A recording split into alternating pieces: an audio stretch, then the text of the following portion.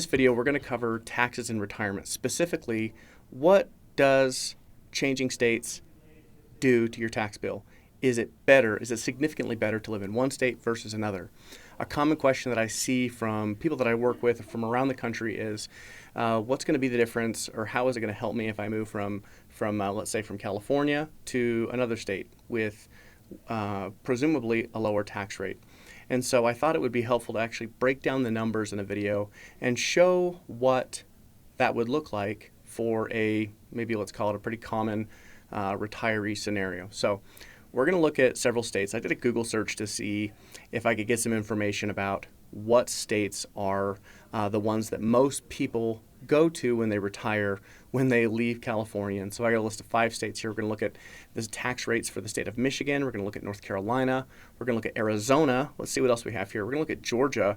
And then even though Utah was not on the list, because I live in Utah, I tend to talk with a lot of people who are moving from California to Utah. Usually that decision, from my experience, has less to do with taxes and has more to do with wanting to live by family members and that sort of thing. So for this example client, they have about $102,000 of annual income.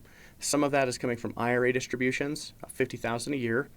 $45,000 a year is coming from Social Security income, and the remainder is coming from dividends and interest. So let's go state by state and see what it looks like from a tax standpoint. So on the screen in front of us, we have, as you can see, I've got the breakdown here of the different income sources. For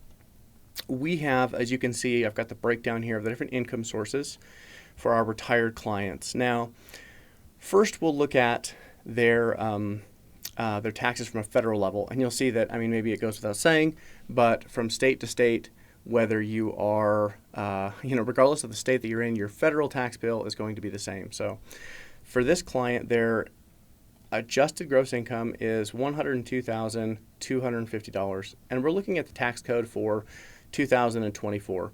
Now, their standard deduction is $30,750, and that's because in our scenario, the husband is 67 years old, and if you weren't aware, if you are over age 65 and taking a standard deduction, you get a little extra, an extra deduction to your standard deduction, and that's per person. So, married filing jointly, if both you and your spouse are over age 65, you get double.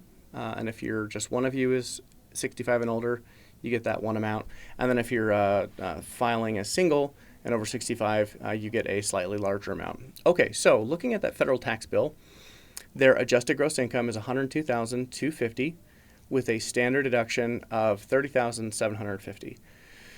That gives us a taxable income of $71,500. So for total taxes here, you can see that this retired couple is going to pay $7,396. They are in the 12% marginal tax bracket, and their effective tax rate is just over 10%. So first, let's look at the state of California. From an income tax standpoint, how much would they be paying? So I'm going to come in here, and we're going to model out for the state of California. Had Utah up. Let's look at California first. Okay. All right. So for the state of California, this couple is going to pay,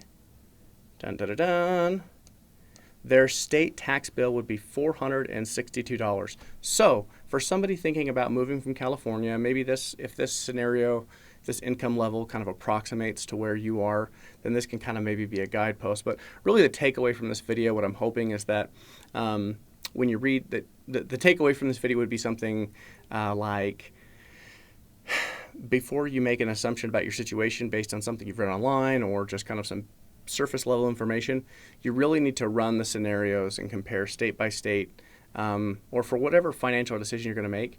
You have to look at projections for your, very specific to your situation, because you might be surprised by the results. So looking at the state of California, we have a tax bill of $462. So let's go down the list.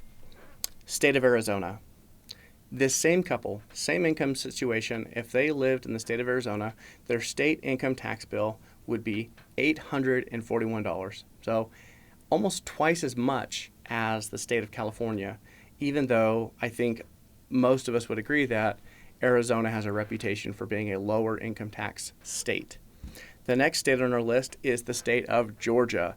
Now, this same client with this income level, their state income tax bill would be $2,156 for the year, significantly more than the state of California. Our next state, North Carolina, same income level, this tax would be $1,733 for the year. Again, significantly higher than the state of California.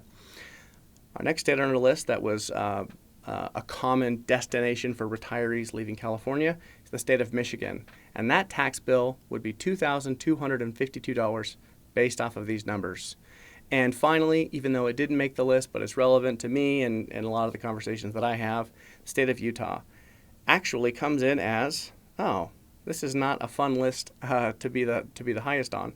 Highest tax bill overall from this list that we're looking at, $2,595 for the year in state income taxes for this level living in Utah.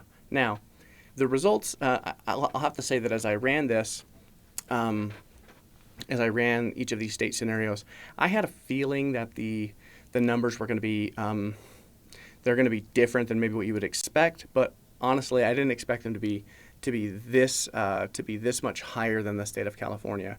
So before you make an assumption about how moving to another state is going to impact your retirement tax bill, make sure that you run the numbers with a good financial planner or with a CPA to see what that would actually look like. You might be surprised by the results. And a little pro tip from what I've experienced working with clients over the years is that that saving taxes probably is not the best place to start for figuring out where you want to live in retirement. What seems to be the most, the best situation to do it on is on things that maybe are more important, like being close to family or being in a place that's going to be better for your health or allow you to have the lifestyle that you'd like. Probably the most common thing that I see is folks moving from one state to another to be close to not their kids, but their grandkids.